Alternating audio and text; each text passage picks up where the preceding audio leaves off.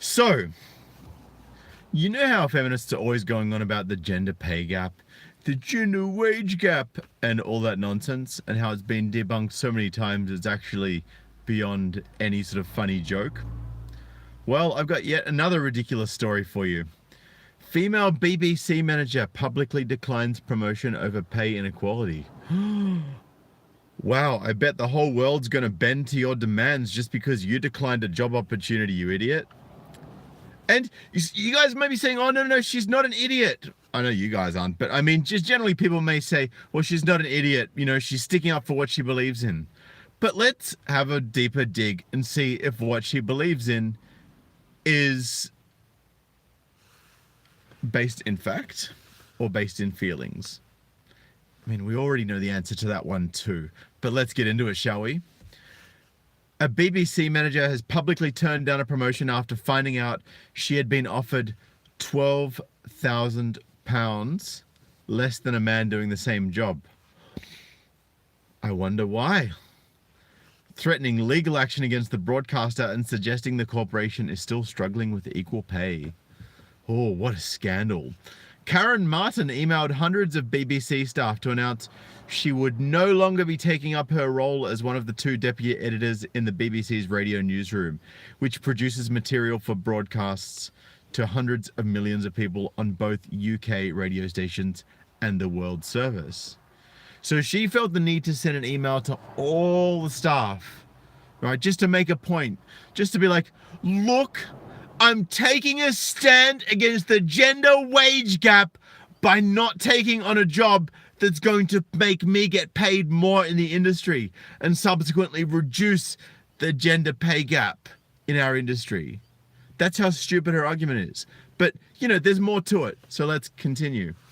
The experienced radio producer's new job, in which she would oversee global radio news output, had been announced in February, but Martin said she could not accept the role after discovering the other newly appointed deputy editor, Roger Sawyer, had been offered a substantially higher salary. I wonder why Roger was offered a substantially higher salary. Right? Because I'm just saying, I don't think it's because he has a penis, although I'm sure Ms. Martin would agree. Despite being awarded the same job on the same day after the same board during the same recruitment process, BBC News asked me to accept a considerably lower salary than my male counterpart. A lot less, she wrote in the email sent to all BBC radio newsroom staff. I've been assured our roles and responsibilities are the same. I've also been told my appointment was very well deserved. It's just that I'm worth £12,000 less.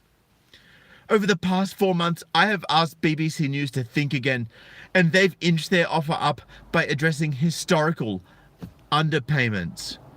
Now the gap is nearer to £7,000, but for me, it has never been about the actual salary. It has been about equal pay.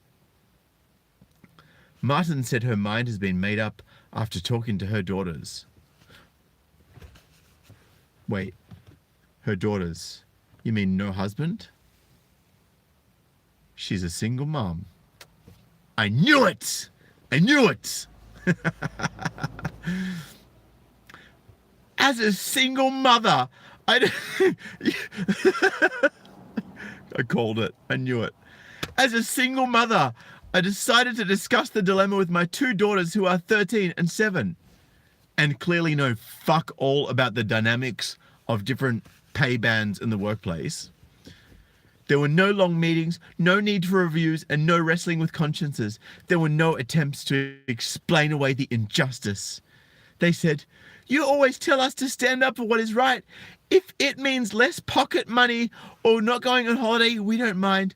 What matters to us is that when we grow up, we want to be paid the same as a man for the same job.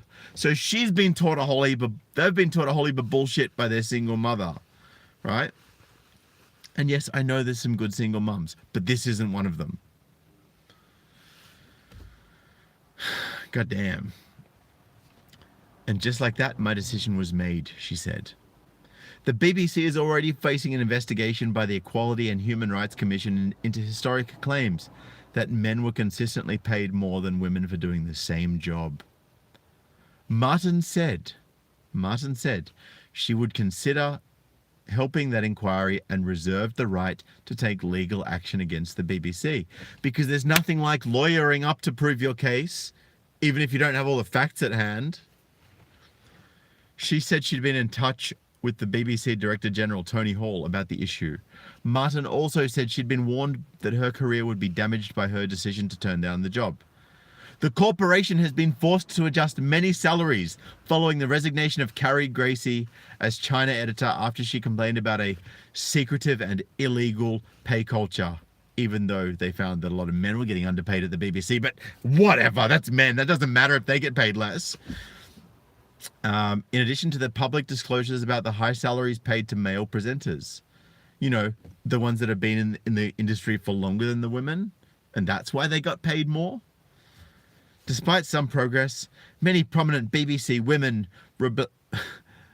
remain unhappy with how the corporation has handled the case, with several cases handled the issue with several cases outstanding.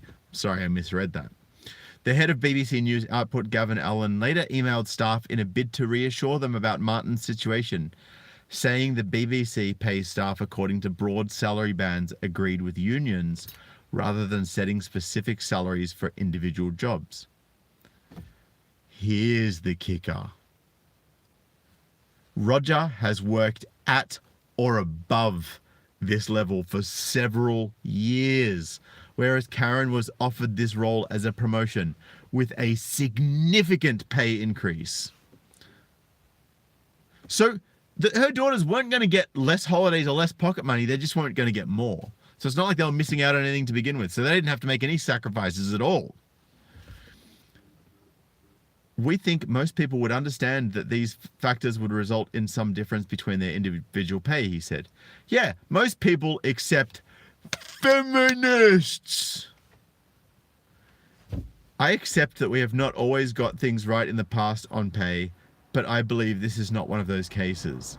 It is understood that the relevant pay band in this instance is £60,000 to £100,000, commensurate with experience, which is clearly the case in this instance.